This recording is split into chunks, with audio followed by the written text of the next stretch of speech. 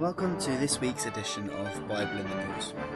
In Scripture, we often read of the mountains of Israel, especially in relation to prophecy. In Ezekiel 34, we read of a prophecy of the return of Israel to these mountains. We read, "And I will bring them," that's Israel, "out from the people, and will gather them from the countries, and will bring them to their own land, and feed them upon the mountains of Israel, by the rivers, and in all the inhabited places of the country." We read in Ezekiel 37, "And I will make them one nation in the land upon the mountains of Israel, and one king shall be king to them all, and there shall be no more two nations, neither shall they be divided into two kingdoms any more at all." And we then read again of the destruction of Gog in this area in Ezekiel 39. "Thou," that's Gog, "shalt fall upon the mountains of Israel, thou and all thy bands, and to the people that is with thee, and I will give thee unto the ravenous birds of every sort, and to the beasts of the field to be devoured." And it's these passages that influenced John Thomas to write in Ezekiel that there will have been a considerable gathering of Israelites upon the mountains of Israel before the invasion of the country by Gog and his capture of Jerusalem. And so the question that we have is, what is this area? What is the area of the mountains of Israel? Where is this area? Well, we first read of the mountains of Israel in Joshua chapter 11, verse 21, and this is when Joshua is taking the land of Canaan for the Israelites.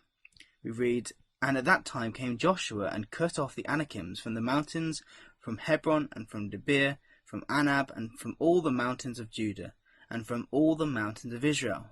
Joshua destroyed them utterly with their cities."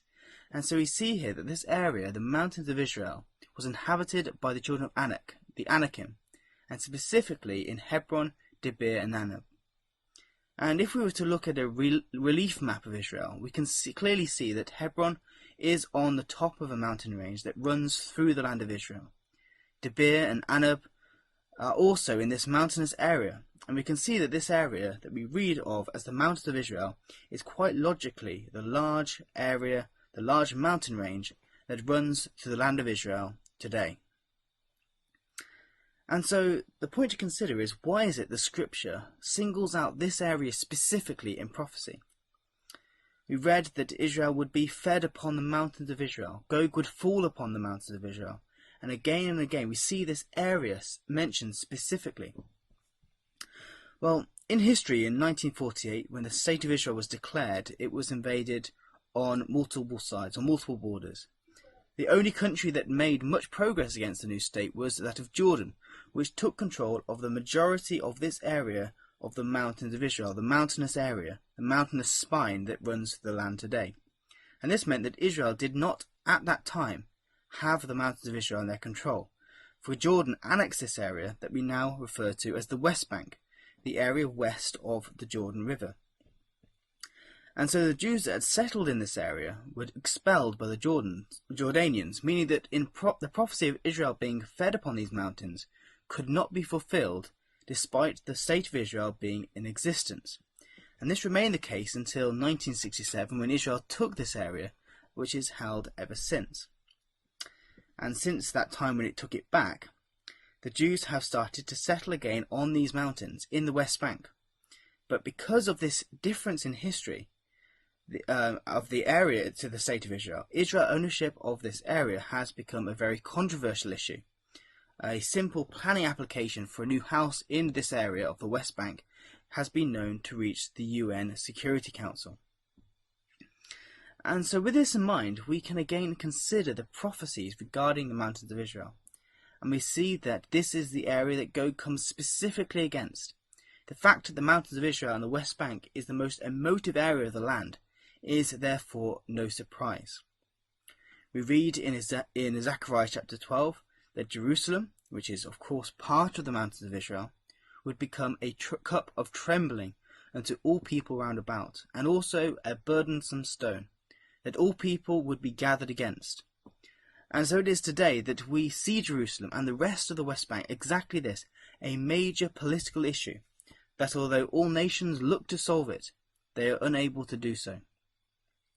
And we are told that all nations will gather against it, which links to what we read about Gog coming against the mountains of Israel in Ezekiel 38. And so do we today see this considerable gathering of Israelites upon the mountains of Israel? What we certainly do see is an ever-growing number of Israelites on these mountains.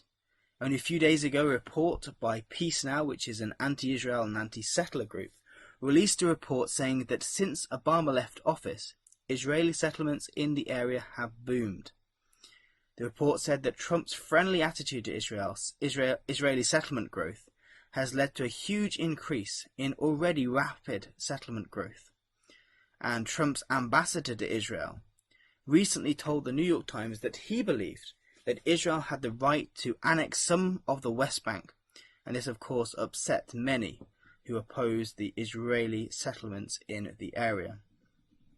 And so yes, we do at least see the start of this gathering on the mountains of Israel, preparing for the time when the northern army, the army of Gog, invades the land and comes against the mountains of Israel specifically. And we know that it will be after this time that Jerusalem will be exalted to be on the top of the mountains, and all nations will flow unto it to worship in the Holy Temple. And that is of course the time we hope and pray for. So join us again next week for another edition of Bible in the News.